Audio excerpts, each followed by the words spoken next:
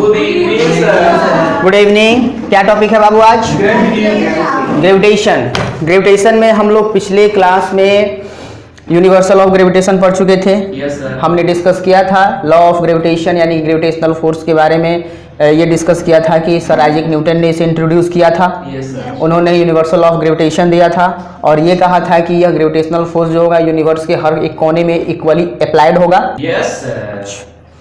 और free fall से पहले मैं आप सबको याद दिला दूं, न्यूटन सर आइजैक न्यूटन ने थर्ड लॉ ऑफ मोशन भी दिया था, जो कि ये कहता है to every action there is an equal and opposite reaction, है ना। एक्शन और रिएक्शन को रिप्रेजेंट करता है थर्ड लॉ। हमने पढ़ा कि अगर एक ऑब्जेक्ट दूसरे ऑब्जेक्ट पर फोर्स अप्लाई कर रहा है तो दूसरा ऑब्जेक्ट भी पहले ऑब्जेक्ट पर फोर्स अप्लाई करेगा। तो यहाँ जब हमने ग्रेविटेशन पढ़ा तो हमने क्या देखा, दो ऑब्जेक्ट के बीच में फोर्स ऑफ अट्रैक्शन लग रहा है, यानी कि एक ऑब्जेक्ट दूसरे ऑब्जेक्ट को अपनी तरफ खींच रहा है। तो according to third law second object को भी फर्स्ट ऑब्जेक्ट को खींचना चाहिए, है ना, तभी ना यहाँ पर थर्ड लॉ एप्लीकेबल होगा। तो देखो अब सवाल आता है कि क्या सर ग्रेविटेशन के केस में क्या third law of motion applied होगा? तो आंसर है बिल्कुल हाँ, बिल्कुल एब्सोल्युटली यस, अप्लाइड होगा। अब मन में एक क्वेश्चन आ रहा होगा कि सर अगर हम कोई छोटा सा पत्थर ऊपर की तरफ फेंकते हैं तो सर पत्थर नीचे की तरफ आता दिखता है, धरती यानी कि पृथ्वी पत्थर की तरफ जाता क्यों नहीं दिखता है? जब वो दोनों के दोनों एक दूसरे को अट्रैक्ट कर रहे होते हैं, यानी कि जितने फोर्स से अर्थ उस पत्थर को अट्रैक्ट कर रही होती है, क्या वो पत्थर भी अर्थ को उतने ही फोर्स से अट्रैक्ट कर रहा होगा? अगर नहीं कर रहा होगा तो थर्ड लॉ ऑफ मोशन गलत है। यस। और अगर कर रहा है तो third law of motion sir यहाँ पर कैसे हमको पता चलेगा कि थर्ड लॉ ऑफ मोशन सही कैसे है ना? क्योंकि हम तो पत्थर को पृथ्वी की तरफ गिरते देख रहे हैं, पृथ्वी को पत्थर की तरफ जाते तो नहीं देख रहे हैं, है ना। तो देखो इसका आंसर ये है बेटा, जिसका मास कम होगा उसका मूवमेंट हम ऑब्जर्व कर पाएंगे, जिसका मास ज़्यादा होगा उसका मूवमेंट हम ऑब्जर्व नहीं कर पाएंगे, जिसकी वजह से हमको पत्थर, जो छोटा सा पत्थर है वो हमको पृथ्वी की तरफ आता दिखता है, लेकिन पृथ्वी उस पत्थर की तरफ जाता हुआ नहीं दिखता है ना। लेकिन as a matter of fact earth and stone both attract each other with equal force in opposite direction, समझे। तो ग्रेविटेशन के केस में भी third law of motion applied है, समझे। Our next topic is free fall. Free fall का मतलब क्या होता है? अगर हम किसी ऑब्जेक्ट को, मान लो कि ये इंक पॉट है, अगर हम इसको ऐसे लेते हैं और छोड़ देते हैं तो इसको फ्री फॉल कहेंगे। लग गया क्या? नहीं लगा, ठीक है ना। लेकिन अगर इसको लेकर ऐसे थ्रो करें तो वो फ्री फॉल में नहीं आएगा। मतलब क्या कि अगर कोई ऑब्जेक्ट किसी हाइट से गिर रहा है जिस पर कि अर्थ के ग्रेविटेशनल फोर्स के अलावा कोई अदर फोर्स वर्क नहीं कर रहा है, तब उस कंडीशन को हम फ्री फॉल कहेंगे। हम कह सकते हैं falling of an object from some height toward the earth under the influence of gravitational force is called free fall, provided that no other forces are acting on it, है ना।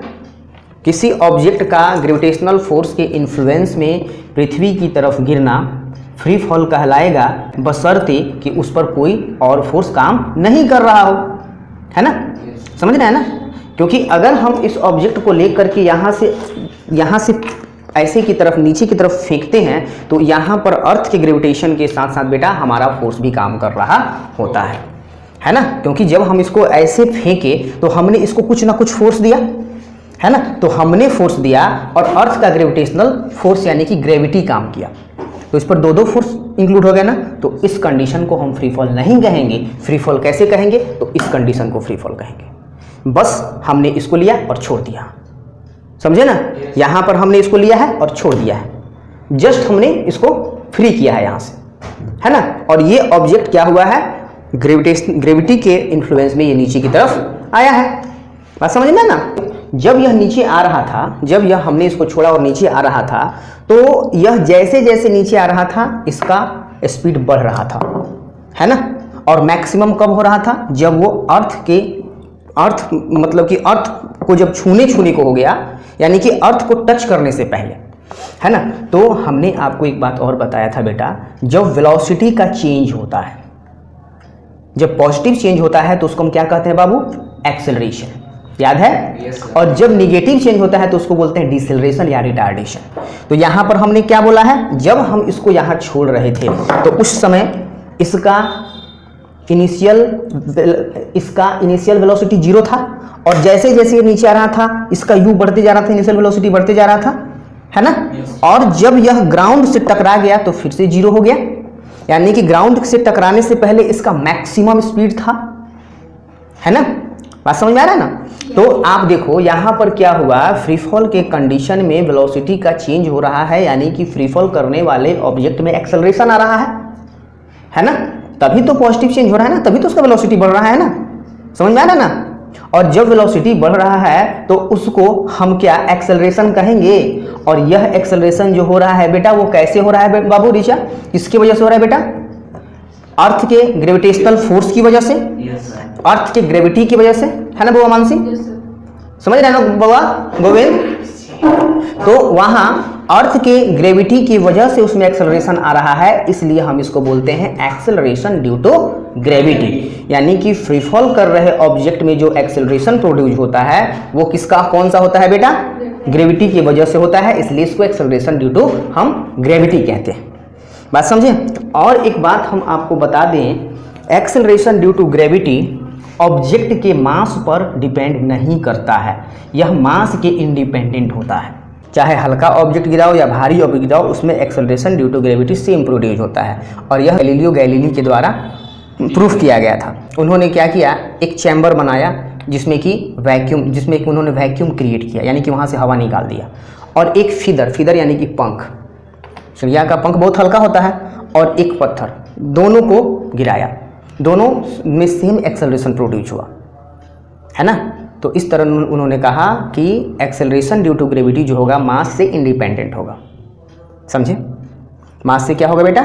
Independent होगा। यह बात आता है कि sir acceleration due to gravity mass dependent नहीं है, यानी कि जितना भी ऑब्जेक्ट फ्री फॉल करेगा या फिर अर्थ के टुवार्ड फॉल हो रहा है तो उसमें सेम एक्सेलरेशन प्रोड्यूस होगा। Yes. तो सर वो कितना होगा?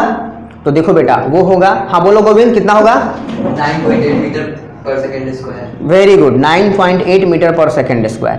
उसको कैसे हम कैलकुलेट करेंगे, उसका कैलकुलेशन समझ लें। तो देखो मान लो कि अर्थ का जो मास है वो कैपिटल M है ना बेटा।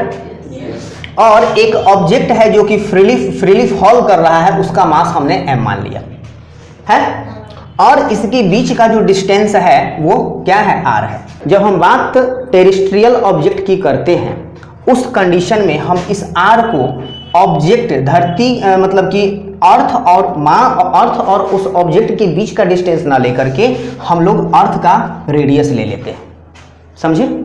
और जो हमने पिछले क्लास में एक्सप्रेशन पढ़ा था ग्रेविटेशनल फोर्स का, वो क्या था बेटा? F is equal to G into M और डिवाइडेड बाई R। क्या इतना हम लिख सकते हैं? लिख सकते हैं ना। और ये क्या है बेटा? फोर्स है ना, फोर्स है ना बाबू। तो फोर्स का हम एक्सप्रेशन जानते हैं सेकंड लॉ ऑफ मोशन से, क्या? F is equal to M into A, जानते हैं ना। तो हम क्या लिखेंगे? F into A।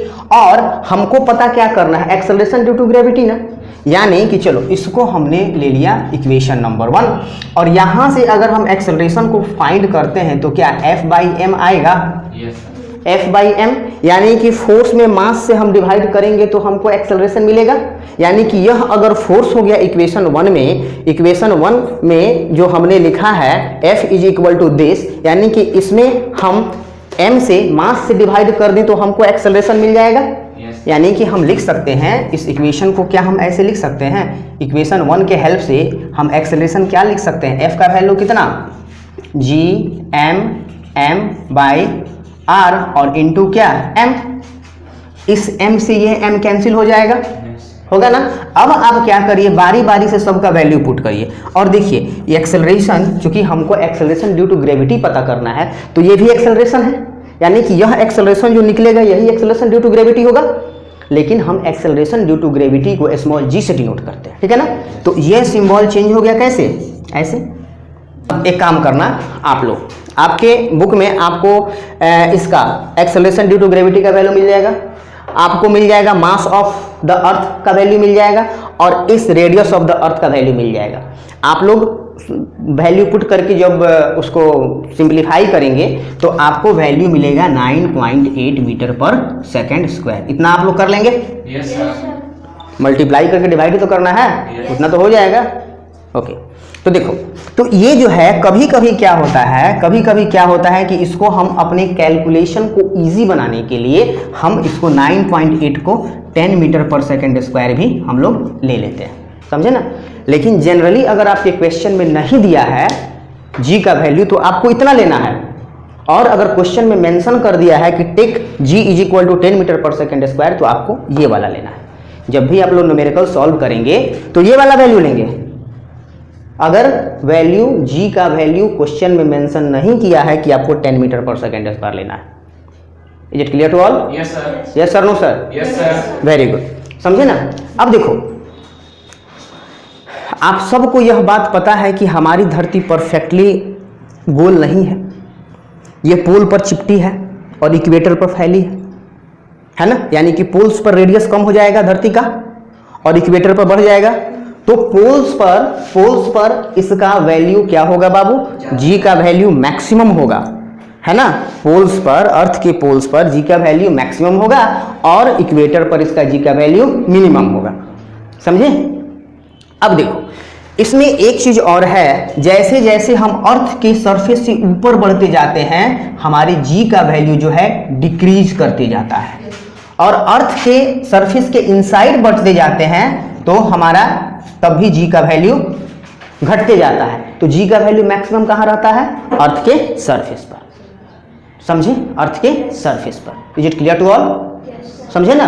यानी कि यहाँ पर आप देखिए, जहाँ पर अर्थ का ग्रेविटेशनल फील्ड खत्म होता है वहाँ पर g का वैल्यू खत्म हो जाएगा, और उस जगह पर हम वेटलेस को फील करेंगे। खैर वो कंडीशन हम लोग बाद में पढ़ेंगे। अर्थ के सेंटर पर अगर हम पहुँच जाएंगे तो वहाँ पर g का वैल्यू 0 हो जाएगा, एक्सेलरेशन ड्यू टू ग्रेविटी 0 हो जाएगा, समझे ना। तो यहाँ तक सबको क्लियर है? Yes sir. हम लोगों ने पिछले क्लास में जब हम लोग मोशन पढ़ रहे थे तो उसमें हमने मोशन के कुछ इक्वेशंस को लिखे थे। 3 इक्वेशंस ऑफ मोशन हमने पढ़ा था। क्या क्या था बेटा, कौन कौन बताएगा? हमने इक्वेशन ऑफ मोशन में फर्स्ट इक्वेशन क्या पढ़ा था? v is equal to u plus AT पढ़ा था। सेकेंड इक्वेशन ऑफ मोशन हमने क्या पढ़ा था बेटा? s is equal to ut plus half AT square. और थर्ड इक्वेशन ऑफ मोशन हमने क्या पढ़ा था?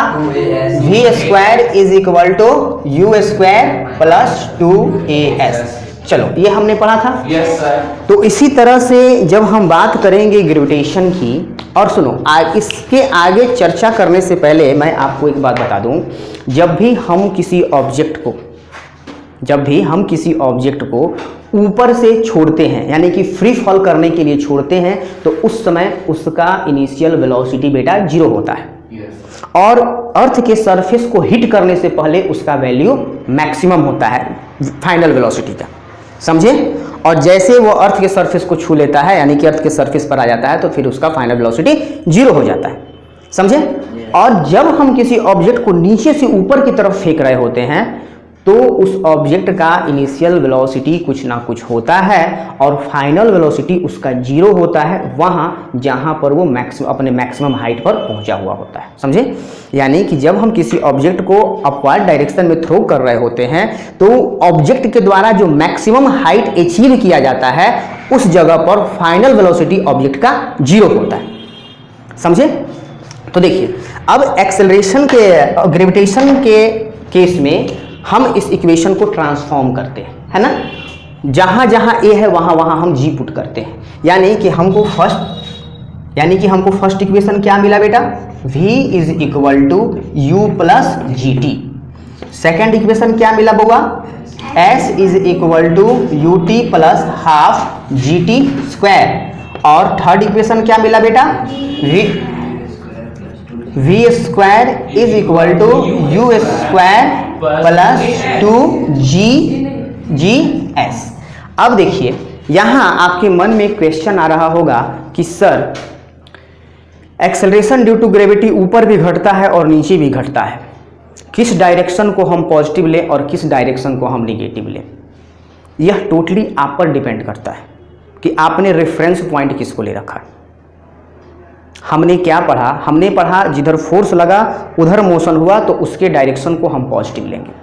यहाँ पर अर्थ का फोर्स नीचे की तरफ लग रहा है, एक्सेलरेशन ड्यू टू ग्रेविटी नीचे आ रहा है, तो आप अगर नीचे को प्लस लेते हैं तो ऊपर को माइनस लेंगे, यानी कि एक्सेलरेशन का जी का जो वैल्यू होगा अगर आप नीचे प्लस लेते हैं, ये आप कहते हैं कि सर अर्थ ऑब्जेक्ट को नीचे खींच रही है, फोर्स नीचे लग रहा है, मोशन नीचे हो रहा है, तो हम डाउनवर्ड डायरेक्शन को प्लस लेंगे, तो बेटा आपको अपवर्ड डायरेक्शन को माइनस लेना होगा। लेकिन हम ऐसा भी करेंगे तो बिल्कुल सही होगा, बात समझे। और अगर ऐसा नहीं करते हैं, जनरली बुक्स में लिखा हुआ होता है, जैसे कि आप 9th क्लास के एस चंद की बुक में पढ़ोगे तो उसमें लिखा हुआ होता है कि अगर ऑब्जेक्ट ऊपर मूव कर रहा है तो जी को प्लस लो और नीचे अगर आ रहा है तो माइनस लो। तो ये it totally depends on you कि आप किस डायरेक्शन को पॉजिटिव मान रहे हैं। बस आपको ये दिमाग में रखना है कि अगर आपने नीचे को प्लस लिया है तो ऊपर माइनस, और अगर आपने ऊपर को प्लस लिया है तो नीचे minus. Is it clear to all? Yes sir. तो आज ये फ्री फॉल जो हमने पढ़ा, जो डिस्कस किया, ये सबको क्लियर है? Yes sir. तो आज की क्लास में इतना ही रहने देते हैं। अगली क्लास में हम लोग क्या डिस्कस करेंगे बेटा? वेट, मास, डेंसिटी और रिलेटिव डेंसिटी। ओके, चलो, थैंक यू सर। वेलकम।